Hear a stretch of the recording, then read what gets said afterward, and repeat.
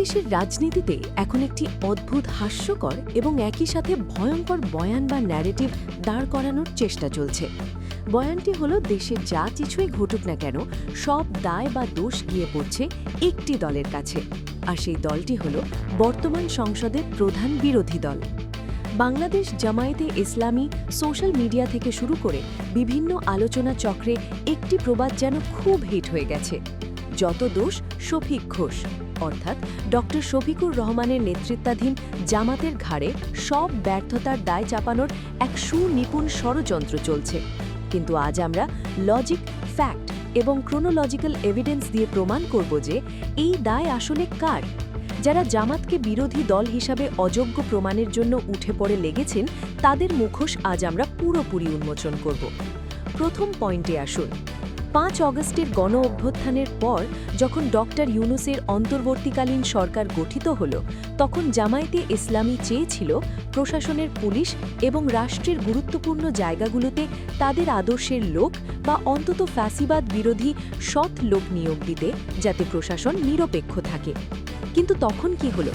তখন 2 ছাত্র উপদেষ্টা আসিফ মাহমুদ এবং নাহিদ ইসলাম সচিবালয়ের রীতিমতো চিঠি দিয়ে ঢাকা বিশ্ববিদ্যালয় শিবিরের সাবেক সভাপতি রাফি সালমান রেফাতকে অবাঞ্ছিত ঘোষণা করেন।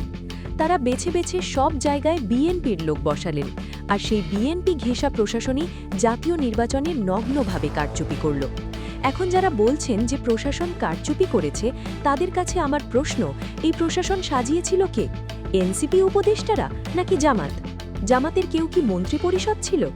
জামাতের কেউ কি উপদেষ্টা পরিষদ ছিল? তাহলে কারচুপিলি দায় বা দোষ এখন জামাতের ঘাড়ে কেন? দ্বিতীয় পয়েন্ট, 80 জাতীয় নির্বাচন এবং জুলাই সনদের গণভোট নিয়ে ব্লেন্ডার বা বোকামি হয়েছে, তার জন্য দায়ী কে? জামায়াতে ইসলামী প্রথম থেকেই খুব স্ট্রংলি দাবি জানিয়েছিল যে গণভোট জাতীয় নির্বাচনের আগে হতেই হবে, কারণ আগে গণভোট হয়ে জুলাই সনদ আইনি ভিত্তি পেলে তবেই নির্বাচন ফেয়ার হবে। কিন্তু তখন এনসিপি ডাকসাইটে নেতা নাহিদ ইসলাম কি বললেন? তিনি বললেন, একই দিনে হলে আমাদের কোনো সমস্যা নেই, জামায়াতের এই দাবিটা মানলে মানেন, না মানলে নাই, সমস্যা নাই। তার এই হঠকারী সিদ্ধান্তের কারণেই আজ বিএনপি জুলাই সনদকে আস্ত ছুঁড়ে ফেলার সাহস পাচ্ছে। আদালতের ঘাড়ে বন্দুক রেখে গণভোট বাতিল করার ষড়যন্ত্র করছেন নাহিদ ইসলাম। সেই ভুলের কারণে আজ যে সংকট তৈরি হয়েছে, সেই দোষ কি আপনারা জামাতের ঘাড়ে চাপাবেন? তৃতীয় এবং সবচেয়ে গুরুত্বপূর্ণ পয়েন্টটি হল নির্বাচনের রাতে বা কারচুপি ঠেকাতে না পারার দায় কার। 12 তারিখ রাতে যখন নির্বাচনের ফলাফল আসছিল এবং কারচুপির অভিযোগ উঠেছিল, তখন ডক্টর শফিকুর রহমান গভীর রাত পর্যন্ত শরিক দলগুলোকে নিয়ে রুদ্ধদ্বার মিটিং করেছিলেন। আপনারা যদি ওই রাতে জামাতের ফেসবুক পেজে অ্যাক্টিভিটি খেয়াল করেন, দেখবেন রাত 9টার পর থেকে তারা একেবারে নীরব হয়ে যায়, সাইলেন্ট হয়ে যায়। সবাই তাদেরকে গালাগালি করে আপডেট করেছে, কিন্তু ভিতরের খবর হলো ওই সময় ডাকসু ভিপি সাদিক কায়েম ঢাকা বিশ্ববিদ্যালয় এলাকায় অলরেডি 3000 ডেডিকেটেড কর্মী রেখেছিলেন। আন্দোলনের জন্য জামাতের সম্পূর্ণ প্রস্তুতি ছিল রাজপথে নেমে এই কারচুপির কড়া জবাব দেওয়ার। কিন্তু রাত 1টার সময় হঠাৎ করে নাহিদ ইসলাম জানিয়ে দিলেন যে এনসিপি কোনো আন্দোলনে যাবে না, তারা এই কারচুপির ফলাফল মেনেই সংসদে যাবে, কারণ অলরেডি তাদের 6 জন সংসদ সদস্য নির্বাচিত হয়েছেন। এনসিপির এই পিছু হটার কারণেই আন্দোলন আর দানা বাঁধতে পারেনি। এখন আপনারাই বলুন, এই কারচুপি ঠেকাতে না পারার দোষ বা দায় কি জামাতের নাকি এনসিপি আপোষ কমিউনিটির? চতুর্থ পয়েন্ট, নির্বাচন পরবর্তী সহিংসতায় নির্বাচনের পর নোয়াখালীর হাতিয়াতে এনসিপির প্রতীক শাপলাকলিতে ভোট দেওয়ার অপরাধে 3 সন্তানের জননীকে কি করা হয়েছিল তা তো আপনারা জানেনই। তো সেই পাশবিক ঘটনায় জামাতের আমির ডক্টর শফিকুর রহমান সাথে সাথে বিষয়টি পিক করেন। তিনি নিজেই ভিকটিম ওই নারীর সাথে ফোনে কথা বলেন এবং জামাত ইস্যুকে কেন্দ্র করে দেশ জুড়ে একটি বিশাল আন্দোলনের জন্য প্রস্তুতি নিচ্ছিল। কিন্তু তখন এই মানবাধিকারের ধ্বজধারী তরুণদের দল এনসিপি কি করল? তাদের এমপিকে ভোট দেওয়ার জন্য একজন নারী নির্যাতিত হলেন, কিন্তু তারা কিছুই করল না, এখনও কিছু করছে না, তারা চুপচাপ হয়ে গেছে। তাদের এই নীরবতার কারণে এই আন্দোলনটি আর হালে পানি পায়নি। এখন নির্বাচন পরবর্তী সংঘর্ষ বা নির্যাতন ঠেকাতে না পারা, তার দায়ও কি আপনারা জামাতের ঘাড়ে চাপাবেন? পঞ্চম পয়েন্ট শুনলে আপনারা এনসিপির চরম ডাবল স্ট্যান্ডার্ড বুঝতে পারবেন। সম্প্রতি সাবেক উপদেষ্টা সৈয়দ রেজওয়ানা হাসানকে এক সাংবাদিক জিজ্ঞেস করেছিলেন যে নারী বিদ্বেষীদের 100% এখন বিরোধী দলে আছেন। তখন রাজত দাম্ভিকতার সাথে জবাব দিয়েছিলেন, তারা বিরোধী দলে থাকলেও আমরা তাদের মেইন স্ট্রিম বা ক্ষমতার মূল স্রোতে হতে দেইনি। এই সরাসরি ইলেকশন ইঞ্জিনিয়ারিংয়ের স্বীকারোক্তি প্রতিবাদে জামাতে ইসলামী খলিল এবং রিজওয়ানার বিরুদ্ধে কড়া প্রতিবাদ দেখল।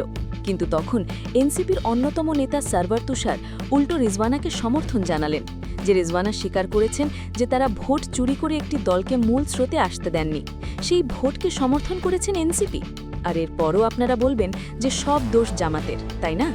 এখন আমরা অনেক সমীকরণ নিয়ে কথা বলছি, কিন্তু এখন যে চরম সত্য উন্মোচন করতে যাচ্ছি তা শুনলে আপনারা বুঝতে পারবেন বাংলাদেশের রাজনীতিতে সমঝোতা বা মিউচুয়াল আন্ডারস্ট্যান্ডিং আসলে কার সাথে কার হয়েছে। গত কয়েকদিন ধরে একটি নির্দিষ্ট গোষ্ঠী খুব সুকৌশলে একটি ন্যারেটিভ দাঁড় করাচ্ছে যে বর্তমান বিরোধী দল জামায়াতে ইসলামী নাকি ধ্বজভঙ্গ বিরোধী দল, কিন্তু বাস্তব চিত্রটা সম্পূর্ণ উল্টো। আসুন ফ্যাক্ট চেক করে দেখি সরকারের সাথে আসলে কে সমঝোতা করেছে এবং সেই সমঝোতার প্রতিদান হিসাবে কারা রাষ্ট্রের সর্বোচ্চ সুবিধা ভোগ করছেন। আপনারা যদি সাম্প্রতিক ঘটনাবলী একটু খেয়াল করেন তাহলে দেখবেন জাতীয় নাগরিক পার্টি বা এনসিপি তাদের রাজনৈতিক ভণ্ডামির চরম প্রতিদান পেতে শুরু করেছে। এর প্রথম এবং সবচেয়ে বড় প্রমাণ হল সদ্য বিদায়ী অন্তর্বর্তীকালীন সরকারের সাবেক উপদেষ্টা এবং এনসিপি নেতা আসিফ মাহমুদ সজীব ভুইয়ার এপিএসের বিরুদ্ধে থাকা ভয়ঙ্কর দুর্নীতির মামলার বর্তমান অবস্থা আপনারা জানেন। এই আইপিএসের বিরুদ্ধে 400 কোটি টাকার অবৈধ লেনদেনের সুনির্দিষ্ট অভিযোগ নিয়ে দুর্নীতি দমন কমিশন তদন্ত শুরু করেছিল। সেই অন্য সরকারের আমলে এই মামলাটি কিন্তু অন্য কেউ করেনি, স্বয়ং ডক্টর ইউনূসের অন্তর্বর্তীকালীন সরকারের সময় এটি দায়ের করা হয়েছিল। অথচ কি আশ্চর্য, তারিক রহমানের নেতৃত্বাধীন বিএনপি সরকার দায়িত্ব নেবার মাত্র 20 দিনের মাথায় সেই 400 কোটি টাকার অবৈধ লেনদেনের মামলা থেকে তাকে সম্পূর্ণ ভর্তি দিয়ে দিল। একটু লজিক নিয়ে চিন্তা করেন, ডক্টর ইউনূসের মতো একজন আন্তর্জাতিক ব্যক্তিত্ব যে মামলার 6 মাসে কোনো সুরাহা করতে পারেননি, তারিক রহমানের সরকার 20 দিনেই সেই মামলা কিভাবে শুরু করে ফেলল। খুব মজা, তাই না? এটি কোনো আইনি সহ নয়, এটি হলো রাজনৈতিক সমঝোতার সবচেয়ে নগ্ন উপহার। দুর্নীতির এই দায়মুক্তির গল্প এখানেই শেষ নয়। এনসিপির আরেক হেভিওয়েট নেতা তানভীরের বিরুদ্ধে প্রায় 400 কোটি টাকার দুর্নীতির অভিযোগ তদন্ত করছিল দুজন ডক্টর ইউনূস সরকার। এই তানভীরের পাসপোর্ট দীর্ঘ 14 মাস ধরে ব্লক করে রেখেছিল যাতে সে দেশ ছেড়ে পালাতে না পারে। কিন্তু তারেক রহমান সরকার ক্ষমতায় আসার পর কি করল? তানভীরের বিরুদ্ধে থাকা সেই 400 কোটি টাকার দুর্নীতি মামলাও খারিজ করে দিল এবং তাকে সম্পূর্ণ খালাস করে দিল। দর্শক, ভাবুন তো, একটি নির্বাচিত সরকার তাদের বিরোধী দলের নেতাদের প্রতি এতটা সদয় হয় কিভাবে? যেখানে একটি দলের বিরুদ্ধে হাজার হাজার কোটি টাকার সুনির্দিষ্ট দুর্নীতির অভিযোগে তাদের সরকারের সময় এই মামলা করা হয়েছে, তাদেরকে ক্লিন চিট বা দায়মুক্তি দিয়ে দিচ্ছে সেই সরকারের বিরুদ্ধে থাকা বিএনপির একটি কারণ হতে পারে, আর তা হলো ভেতরে ভেতরে তারা সবাই এক। বিএনপি এবং এনসিপির মধ্যে একটি চরম নোংরা এবং রাজনৈতিক সমঝোতা হয়ে গেছে। এনসিপি হয়তো সরকারকে কথা দিয়েছে যে তারা সংসদ এবং রাজপথে সরকারের বিরুদ্ধে কোনো জোরালো ভূমিকা নেবে না, আর তার বিনিময়ে সরকার তাদের হাজার হাজার কোটি টাকার দুর্নীতির দায় থেকে মুক্তি দিচ্ছে। আর এই সব কিছুর মাঝখানে সাধারণ মানুষের চোখ ফাঁকি দেওয়ার জন্য, নিজেদের এই নোংরা আতাতকে আড়াল করার জন্য তারা অত্যন্ত সুকৌশলে জামায়াতে ইসলামীকে ভিলেন বানানোর চেষ্টা করছে। সবখানে তারা প্রচার করছে যে জামাত নাকি সরকারের সাথে আপোষ করে ফেলেছে, জামাত নাকি বিরোধী দল হিসাবে সম্পূর্ণ অযোগ্য।